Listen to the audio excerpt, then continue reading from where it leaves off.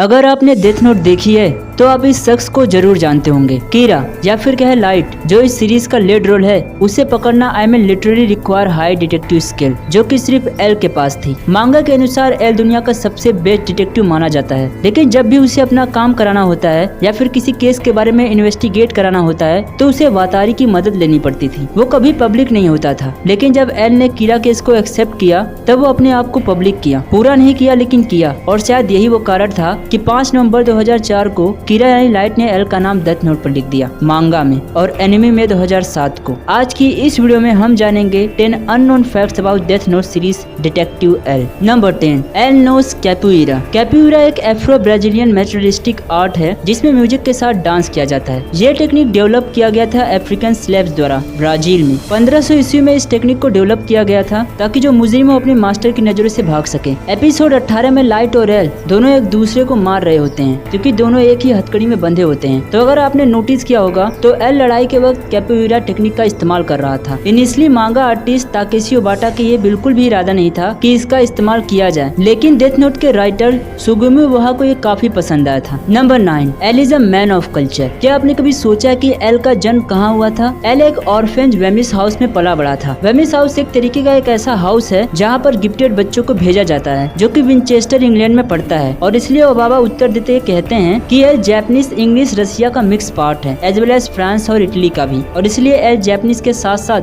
5 और भी लैंग्वेजेस बोल सकता है, जबकि ना तो इसका जिक्र हमें मांगा या फिर एनिमे में दिखाया गया है। L fluently Japanese, Chinese, English, Russian, French और जर्मन ये सभी भाषाएं बोल सकता है। Number 8, first generation successor. Death Note series में आपने इन्हें जरूर देखा होगा, नियर एंड मेलो। ये दोनों एल के सक्सेसर है और ये दोनों वातरिस के ऑर्फेंज में रहते थे। इसके अलावा भी एल के 2 और भी सक्सेसर रह चुके थे। डेथ नोट के अनदर नोट पर यह मेंशन था कि एल के पास नियर और मेलो के अलावा और भी 2 सक्सेसर मौजूद थे। पहला चाइल्ड जिसका नाम था ए, दूसरा बीबी शॉर्ट फॉर बियॉन्ड बर्थडे, जो कि एक सीरियल किलर बन जाता है, जिसको एपिसोड 8 में दिखाया गया था जब एल नायोमी को ढूंढ रहा था और फिर लॉस एंजलिस में उसे बीबी एक सीरियल किलर के रूप में मिला था, लेकिन फिर बाद में एक मिस्टीरियस तरीके से हार्ट अटैक की वजह से बीबी की मृत्यु हो गई। Number 7, L another aliases. L को अपनी आइडेंटिटी छुपा के रखनी पड़ती थी ताकि उसका असली नाम डेथ नोट पर ना लिख जाए। हिदेकी रियुगा एक जापानीज सेक्टर का नाम था जिसे उसने इस्तेमाल किया था, और इसलिए जब वो एंट्रेंस सेरेमनी फॉर तोहो यूनिवर्सिटी में स्पीच दे रहा था तो वहाँ पर लाइट भी मौजूद था, लेकिन वो उसे रिकॉग्नाइज नहीं कर पाया था। और एक और भी नाम था जो कि जापानीज टास्क फोर्स में इस्तेमाल करता था, जो था रियुजाकी। इसके साथ साथ एल ने काफी सारे फास्ट नेम का इस्तेमाल किया है, जैसे इराल्डो क्वाल्फर आउटसाइड द कीरा केस और डिनेउ, जो कि ये दूसरे और तीसरे मोस्ट फेमस डिटेक्टिव थे, लेकिन इन्हें पूरे सीरीज में हमें कहीं नहीं दिखाया गया था। Number 6, else last name. Light ने काफी कोशिश की लेकिन वह एल का असली नाम नहीं पता कर पाया, इसलिए उसको रेम की मदद लेनी पड़ी थी, जो कि मीसा की सिनिगामी थी, ताकि वह एल का नाम अपने डेथ नोट पर लिख सके। अब क्योंकि रेम एक सिनिगामी थी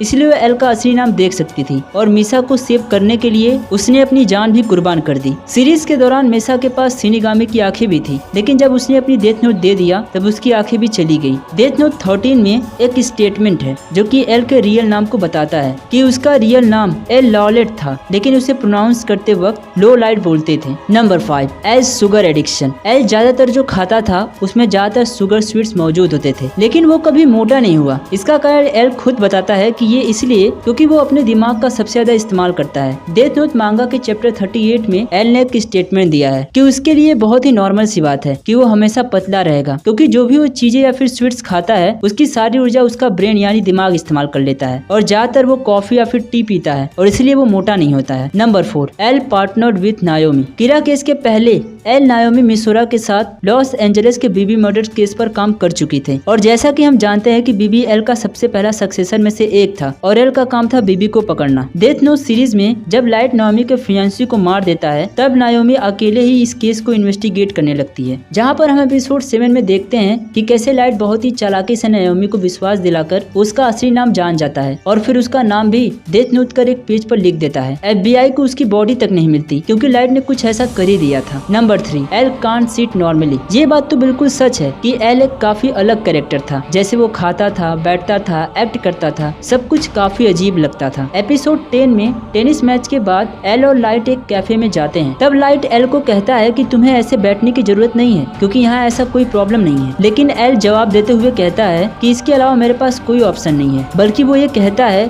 कि अगर मैं नॉर्मली बैठूंगा तो मेरी डिटेक्टिव स्किल 40% घट जाती है। ये बिल्कुल ऐसा है जैसे अगर वो नॉर्मल बैठेगा तो उसका ब्लड सर्कुलेशन उसके पैरों में ज्यादा पहुंचने लगेगी और उसका दिमाग अच्छे से परफॉर्म नहीं करेगा। और अगर वो ऐसे बैठेगा तो उसका ब्लड सर्कुलेशन ब्रेन पर ज्यादा होगा और उसका दिमाग 100% इफिशिएंटली काम करेगा, जबकि इसका कोई साइंटिफिक प्रूफ नहीं है। Number 2, L never considered light अ फ्रेंड। अगर आपने डेथ नोट एनिमे देखी है तब आपको उसमें एल और लाइट एक दूसरे के दोस्त के रूप में दिखाए गए होंगे, लेकिन असल में एल ने कभी लाइट को अपना दोस्त माना ही नहीं। एक इंटरव्यू में डेथ नोट के राइटर ये कहते हैं कि जब एल ने लाइट को कहा कि वो उसका पहला दोस्त बना है तब वो झूठ बोल रहा था। एल ने कभी किसी ह्यूमंस को दोस्त माना ही नहीं क्योंकि एल के लिए इंसान सबसे चालाक और मतलबी प्राणी होते हैं। Number 1, as percentage. In Death Note 13 how to read manga उसमें बताया गया है कि जब भी एल किसी पर कीड़ा के रूप में शक करता था तब उसका जो भी परसेंटेज किसी को शक के घेरे में होता था वो हमेशा 90 के ऊपर ही होता था, फिर चाहे वो 1% ही क्यों न हो। सीरीज के दौरान आपने बहुत बार देखा होगा कि लाइट के ऊपर 1% उससे शक रहता था